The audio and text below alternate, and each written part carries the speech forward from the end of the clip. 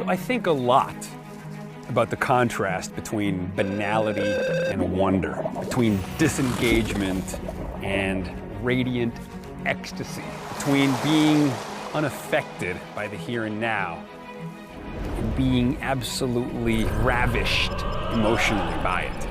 And I think one of the problems for human beings is mental habits. Once we create a comfort zone, we rarely step outside of that comfort zone. But the consequence of that is a phenomenon known as hedonic adaptation. Overstimulation to the same kind of thing, the same stimuli again and again and again, renders said stimuli invisible. Your brain has already mapped it in its own head, and you no longer literally have to be engaged by that. We have eyes yet see not, ears that hear not, and hearts that neither feel nor understand. There's a great book called The Wondering Brain that says that one of the ways that we elicit wonder is by scrambling the self temporarily so that the world can seep in. You know, Henry Miller says even a blade of grass, when given proper attention, becomes an infinitely magnificent world in itself, you know. Darwin said attention, if sudden and close, graduates into surprise, and this into astonishment, and this into stupefied amazement.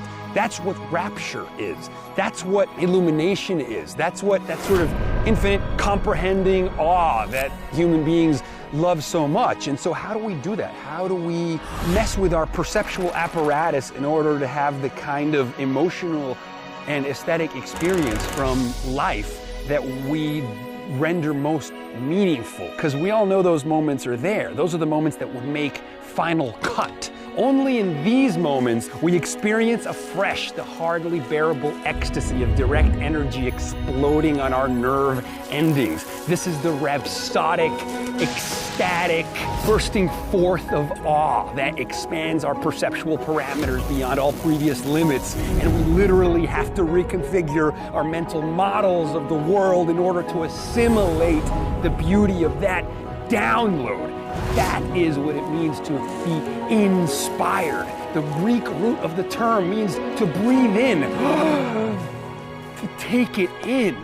We fit the universe through our brains and it comes out in the form of nothing less than poetry. We have a responsibility to awe.